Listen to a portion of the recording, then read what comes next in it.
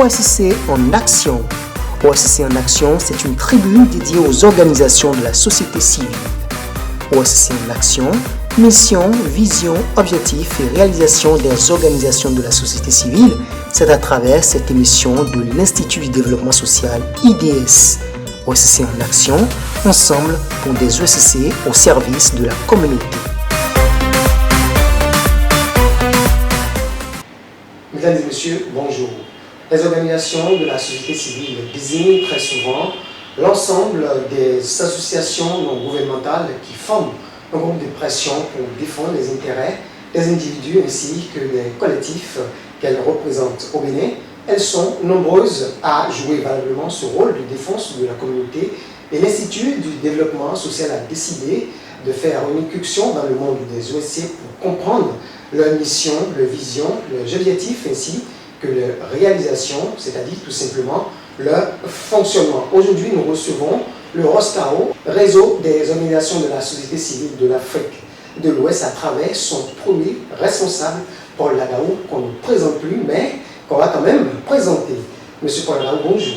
Bonjour, monsieur le journaliste. Alors, je vais vous laisser un petit mot pour vous présenter à nos chers amis téléspectateurs. Alors, mon nom c'est Paul Korovi Ladaou. Je suis président du réseau des organisations de la société civile de l'Afrique de l'Ouest, président du réseau des organisations de la société civile pour la lutte contre le blanchiment des capitaux et le financement du terrorisme, coordinateur du plateforme des organisations de la société civile pour les élections apaisées, et le président du fondation Erdogan. Quand je dis le président Erdogan, c'est une fondation pour le président turc et qui travaille pour la paix, le développement et la sécurité en Afrique. D'accord, merci beaucoup pour cette présentation. Alors, le ROSCAO, c'est une organisation qu'on ne présente plus aujourd'hui. Il existe depuis une vingtaine d'années. Alors, M. Paul Ladaou, parlez-nous un peu de la mission, des objectifs et des domaines d'intervention du ROSCAO. Alors, d'abord, je vous remercie une fois encore de nous rendre visite ce matin pour ce petit entretien. Avec plaisir. Alors, je vais d'abord présenter l'organisation. Vous savez, le ROSCAO est une organisation sous-régionale qui est installée dans les 16 pays de l'Afrique de l'Ouest. C'est un réseau qui est né en octobre 2003. Suite à la crise togolaise qui a été mise au Togo, l'affrontement entre la République du président défunt, c'est dans cette intention que les organisations de la société civile se sont retrouvées pour créer un cadre afin de travailler avec l'État pour trouver une solution de paix et de la sécurité. Aujourd'hui, les objectifs de l'organisation, c'est d'abord le bien-être social. Parce que comme j'ai l'habitude de dire, dans un pays où il n'y a pas d'emploi, c'est un pays en guerre. Et pour aller, il faut d'abord travailler sur le bien-être social du peuple. Et le second objectif, c'est sur la paix. La paix et la bonne gouvernance de nos pays. Nous avons la question sur l'environnement et œuvrer pour la promotion des personnes handicapées. Quand je parle des personnes handicapées aujourd'hui, ne peut pas comprendre qu'aujourd'hui les personnes handicapées dans certains pays, ils n'ont même pas le droit d'aller dans la fonction publique, même dans les secteurs privés. Et nous, nous travaillons pour que désormais, et déjà au Bénin, il y a beaucoup de choses qui ont été faites au niveau de cette structure, que nous remercions d'abord les dirigeants. Aussi, nous travaillons avec les femmes, la promotion de la femme et la lutte contre les travaux forcés des enfants. D'accord, merci monsieur. Paul Ladaou pour cette brève présentation de la mission des objectifs ainsi que des domaines d'intervention du ROSCAO. Nous allons parler de la synergie d'action qui existe entre les pays. D'abord, combien de pays compte aujourd'hui le ROSCAO? Quelle est la synergie d'action qui existe entre ces pays membres? Vous savez, d'abord, l'Afrique de l'Ouest compte 7 pays. Et aujourd'hui, nous travaillons plus que 16 pays. Parce qu'après, parce qu'après, il y a d'autres pays de l'Afrique centrale qui sont venus adhérer à l'organisation. Intéressant à vos actions. C'est vrai, les gens nous posent beaucoup de questions. Pourquoi vous ne communiquez pas? Mais c'est notre méthode de travail. Alors, donc, nous travaillons avec les 7 pays d'Afrique de l'Ouest que vous connaissez bien. Mais les pays aujourd'hui actifs sont plus de 11 ou 12 qui sont vraiment actifs sur le terrain, parce que la politique dans certains pays ne permet pas à l'organisation de bien fonctionner dans certains pays. Le synergie, vous savez, chaque pays a ses règles. Quand je prends par exemple un exemple simple, quand je prends par exemple la Côte d'Ivoire, quand je prends par exemple le Togo, quand je prends par exemple la Guinée, quand je prends par exemple le Sénégal, quand je prends par exemple le Bénin, il y a cela 10 ans, 15 ans, la société civile était forte dans le secours des États. Parce qu'en réalité, comme je le dis, quand on parle de la politique c'est au sein de la société civile. C'est au sein de la société civile. Et nous faisons beaucoup de choses que les gens ne peuvent pas imaginer, qui fait pousser les chefs d'État, excusez-moi le terme, c'est un chef d'État qui n'est pas même pas du tout à la société civile. Ils ont peur de la société civile parce qu'ils savent qu'avec la société civile, leur pouvoir est menacé. Donc, chaque pays a sa manière de travailler et depuis un bon moment, nous essayons aujourd'hui de travailler pour conseiller les chefs d'État à mieux faire, pour que la population soit mieux représentée. Alors, en parlant du Eurostaro, quelle est la place aujourd'hui du Eurostaro quand on aborde la question des organisations de la société civile? Et dans chaque pays, nous avons plusieurs sortes de la société civile. Nous avons plusieurs plateformes de la société civile. Et nous, en tant que structure sous-régionale, on essaie de travailler avec nos pairs locaux. Parce que vous savez, lorsque la loi qui donne accès à une ONG ou une organisation simple dans un pays est différente d'une organisation sous-régionale. C'est que les trucs sont limités. Et les États, lorsqu'on vous donne peut-être votre accord de siège, on vous dit voilà ce que vous devez faire. C'est-à-dire que vous êtes limité. Vous ne pouvez pas aller au-delà de ça. Vous voyez? Mais aujourd'hui, dans tous les pays dont nous travaillons, nous sommes vraiment accueillants avec les autres. Nous partageons les mêmes objectifs. Nous travaillons pour le développement de ces pays-là. Donc, c'est vrai, même si on n'a pas l'indépendance totale, on a le mieux de l'indépendance avec qui nous travaillons aujourd'hui. D'accord.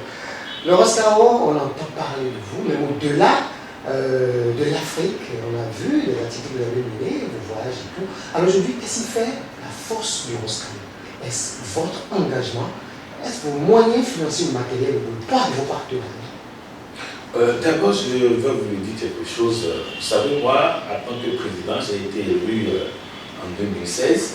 J'ai pris les rênes de l'organisation en 2016. Et à mon arrivée, j'ai mis beaucoup de réformes au sein de l'organisation. Parce que, comme vous le dites, l'organisation a 20 ans, bientôt. Et quand mon arrivée, c'est vrai, j'ai été le secrétaire général de cette organisation. Et après la mort du président qui était décédé lors des Covid, j'ai suivi l'intérim pendant 2 ans. Et je suis rentré dans les villes. Vous savez, quand vous êtes un peu hors du fauteuil présidentiel, on n'arrive pas à comprendre tout. Il faut des gens pour moi. Et lorsque je suis venu, en moins de 6 mois, j'ai dit, mais attention, je pouvais faire des réformes. Et en même temps, quand on dit quelle est la force, je vais vous dire d'abord c'est Dieu. Ça, je vous le dis ouvertement. Moi, j'ai une foi et Dieu m'a beaucoup aidé. 2 ans, c'est pas facile, mais Dieu m'a beaucoup aidé. Mais la force de l'organisation, c'est d'abord la foi de chaque membre de l'organisation. La foi de chaque membre. Et le travail abattu que nous faisons à l'interne. C'est vrai, c'est pas facile. C'est pas du tout facile. Vous savez, nous sommes une organisation, mais nous n'avons pas de budget. Et vous savez, c'est difficilement en Afrique que les gens cotisent. C'est difficilement. Donc, à mon arrivée, j'ai dit, mais qu'est-ce que nous pouvons faire? Qu'est-ce qui peut donner la force de l'organisation? Nous n'avons pas de ressources. Maintenant, comment on peut trouver des ressources? J'ai demandé que nous créions une agence que nous appelons Agence Développement Coopération Afrique Internationale. Quel est le rôle de cette agence? Parce que nous avons des investisseurs en Afrique, nous avons des investisseurs européens, mais qui ont envie de venir en Afrique, mais ils ne savent pas comment venir en Afrique. Et moi, dans mon passé, de mon expérience, de ma fonction personnelle, je me suis dit, mais ça c'est une occasion d'aider les investisseurs européens qui peuvent venir en Afrique s'installer, d'accord, créer des emplois, et ça c'est une intervention entre cette structure, avec notre structure, et à la fin, qu'ils puissent nous donner un retour pour permettre d'aider l'association. L'agence a commencé. Les premiers partenaires que nous avons eu dans cette agence, c'est les Turcs. Nous sommes allés aujourd'hui en Turquie à plusieurs reprises. Aujourd'hui, nous sommes en terme avec le pouvoir en place. C'est l'occasion pour moi de remercier le président Erdogan avec tous ses collaborateurs, les ambassadeurs de la Turquie au niveau de l'Afrique. Parce que toutes les ambassades de la Turquie, représentant dans les pays, aujourd'hui travaillent avec eux. Et ils sont dans les affaires gagnant-gagnant, c'est-à-dire gagnant-gagnant. Nous on apporte ceci, qu'est-ce que nous allons gagner, et ça se négocie avec eux en même temps. Donc, je pense que comme ça, nous sommes adhérés directement avec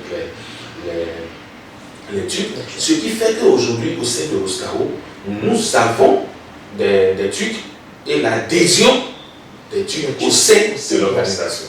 Alors, nous allons parler un peu de vos relations avec la politique. C'est vrai, c'est souvent pas facile.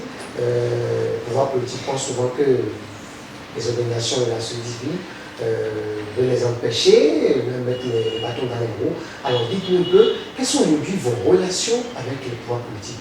N'y a-t-il pas souvent parfois des tentatives de manipulation, des responsables des organisations, peut-être du Oscaro par exemple? Bon, c'est une très bonne question que vous avez posée, comme je l'ai dit. Quand vous voulez être politique, il faut être politique. Quand vous voulez être acteur de la société civile, il faut être acteur de la société civile. Quand vous voulez être journaliste, il faut être journaliste. Il ne faut pas faire les choses à moitié. Il ne faut pas faire les choses à moitié. D'accord. Moi, j'ai été plusieurs fois associé, dans presque tous les pays. Que ce soit la mouvance, que ce soit l'opposition. Mais j'ai un objectif. Et mon objectif, je ne suis pas un homme politique. Demain, je peux devenir un homme politique. Mais aujourd'hui, je suis acteur de la société civile. Et vous ne verrez pas mon nom dans ce pays ou ailleurs, mêlé dans la politique ou mêlé dans le... Donc, cette tentative arrive, les menaces. On vous menace, on vous dit des choses. Monsieur, je vous donne un nom pourquoi je ne veux pas appeler. Un pays qui m'a appelé un jour, il m'a dit nous allons suspendre votre autorisation parce que vos coordinateurs nous dérangent. Et après, on m'a dit bon, on peut régler ça. J'ai dit, monsieur le président de la République, nous n'avons rien réglé. Notre objectif, c'est de vous accompagner. C'est de vous faire comprendre que autour de vous, ça ne va pas. Quel niveau il y a tel problème, il y a ceci, il y a ceci. Parce qu'en réalité, des fois, ce n'est pas lui qui est le problème. Mais c'est ses collaborateurs autour de lui que le problème se pose. Et à partir de là, nous sommes ce qu'on appelle la veille souterraine, on est ferme sur ça. Et lorsque ça ne va pas, on n'a pas besoin d'appeler la presse pour le faire. On fait un rapport, on fait tout possible pour que ça atteigne le chef de l'État, pour lui dire dans tel domaine, dans tel ministère, dans telle chose, ça ne va pas.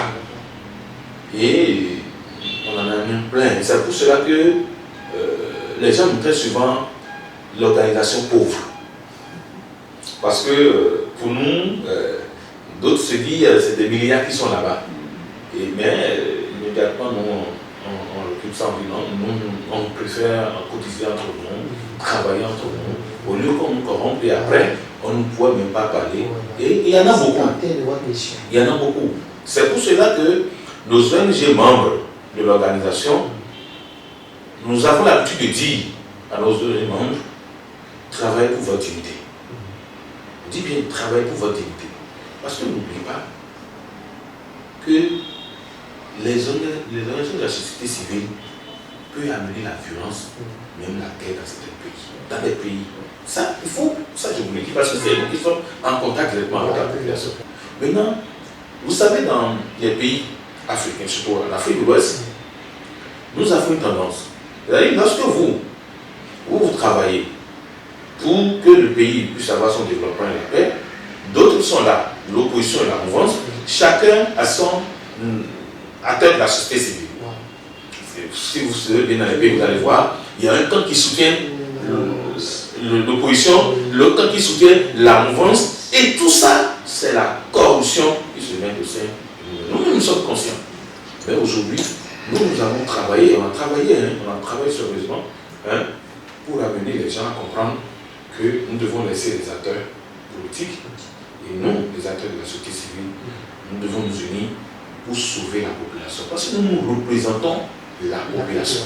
On n'a pas de droit d'erreur. On va parler un peu des crises, des récentes crises politiques en Afrique. Parlons des coups d'État répétés en Afrique. Quelle est la position du ROSCAO et quelles sont les démarches que le ROSCAO pense mener pour un retour à la paix, un retour à l'ordre constitutionnel dans les pays concernés par ces différentes crises que nous avons observées tout récemment en Afrique? Merci beaucoup, monsieur le journaliste. Cette question, ça revient toujours. Et j'ai toujours dit quelque chose lorsque j'attends, on me dit c'est le coup d'État. Chez moi, ce n'est pas le coup d'État. La position de l'OSCAO, c'est vrai. Nous voulons que l'ordre constitutionnel soit respecté. Mais quelque part, quelle est la différence entre les coups d'État et quelle est la différence entre les coups d'État constitutionnels? C'est la question. C'est la question qu'il faut se poser. La question qu'il faut se poser. Parce que j'attends, tout le monde parle de la coup d'État, mais nous avons des chefs d'État qui ont fait les coups d'État constitutionnels.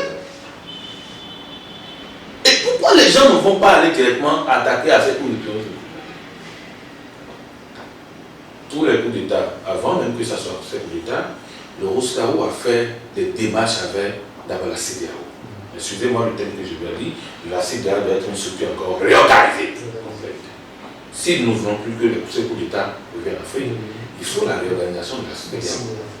Parce qu'aujourd'hui, la CEDEAO, en réalité, permettez-moi le terme, ce n'est pas pour les Africains. Nous, ce n'est pas que nous soutenons les coups d'État, mais nous soutenons le développement et la sécurité de ces pays. En tout cas, la position de l'OSCAO, tout à fait, je l'ai dit ouvertement, nous soutenons pour que la sécurité de ce pays, pour que le développement, pour que la jeunesse puisse rentrer désormais dans ses droits et la libre circulation dont nous parlons, c'est la CEDEAO. D'accord. Merci beaucoup. On a assez développé ce sujet. On va aborder également un autre sujet. Puisqu'on est là pour parler du ROSCAO, on va parler un peu des adhésions au sein du ROSCAO. Quelles sont aujourd'hui les conditions pour une ONC qui veut adhérer au ROSCAO? Les conditions pour les titres d'adhérer au ROSCAO. Vous savez, pour adhérer au ROSCAO, c'est libre. Vous savez, je suis de faire une demande adressée au président du conseil d'administration. Lorsque votre demande arrive, le service qui s'occupe vont étudier et voir si vous avez les mêmes objectifs que nous. Lorsque votre demande est acceptée, on vous demande de fournir vos documents comme le statut, le règlement, le récépissé, le journal officiel. Et après ça, on vous invite à payer votre droit d'adhésion. Et après le paiement du droit d'adhésion, on vous remet votre suite d'adhésion officiellement, qui teste que vous êtes membre de l'organisation. Et aujourd'hui, je pense que nous travaillons pour que les OSC puissent s'adhérer dans les réseaux, pas forcément dans l'OSCAO, mais il faut qu'ils soient dans les... parce qu'aujourd'hui, les partenaires ne peuvent travailler individuellement. Donc voilà un peu pour adhérer au ROSCAO. Alors, le ROSCAO va bientôt célébrer son 20e anniversaire, l'événement grandiose. Alors, dites-nous un peu comment vont les préparatifs, quelle est la particularité de cette célébration et qu'est-ce qui est prévu au programme de ce programme? Déjà, je vous remercie, c'est vrai, 20 ans. Vous savez, depuis la création de l'organisation, nous avons un volet que nous appelons la nuit des trophées ROSCAO. Ça fait la 19e édition aussi, qui concerne en même temps les 20 ans de l'organisation. L'événement couplé. L'événement couplé. Alors, donc, l'événement aura lieu en Côte d'Ivoire. Et nous sommes à moins de 3 semaines pour l'organisation.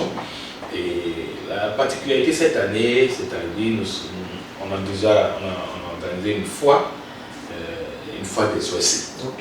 Et après ça, il y a une table ronde. C'est-à-dire, cette table ronde, les ONG n'ont jamais eu ce table ronde de mobilisation des ressources. C'est-à-dire, quand vous êtes membre de l'organisation, vous participez à cette table ronde, il y aura les partenaires qui vont venir de plusieurs pays. Que ce soit la Turquie, que ce soit l'Europe, etc. Tous seront autour d'une table. Chacun va présenter ses projets et sur place, c'est-à-dire les partenaires sont prêts à accompagner.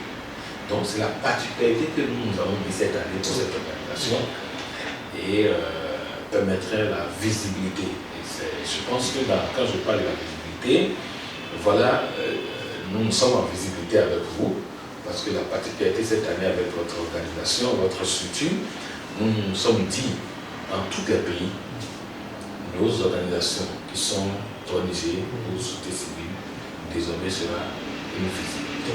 Il faut les accompagner. C'est pour cela qu'au sein de l'organisation a créé ce qu'on appelle la tribune des OSC. Cette tribune des OSC, c'est une production de l'organisation. Nous allons travailler avec les journalistes pour permettre aux ONG d'aller présenter les objectifs, ce qu'ils font, les missions, etc. C'est une innovation mise au sein de l'organisation.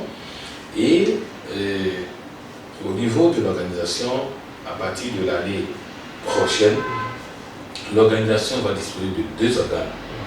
Et ces 2 organes, nous travaillons sur ça déjà. D'abord, trouver à installer une structure de microcrédit à nos organisations pour leur permettre désormais d'avoir facilement le financement. Parce que vous savez, n'oubliez pas qu'aujourd'hui, nous avons la question du lancement des capitaux qui nous amène vers le terrorisme.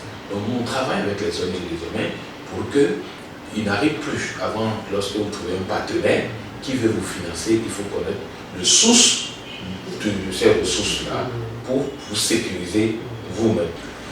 Au cours de cette soirée, nous avons 2 personnalités, 2 grandes personnalités, comme nous avons l'habitude de faire, que nous choisissons les chefs d'État que nous récompensons toujours avec des prix. Et ces 2 personnalités, cette année, nous avons l'ancien président de la République du Bénin, Thomas Boniaï, qui sera honoré à cette soirée pour recevoir un prix. Nous avons le président Erdogan, qui sera aussi en partie pour recevoir son prix.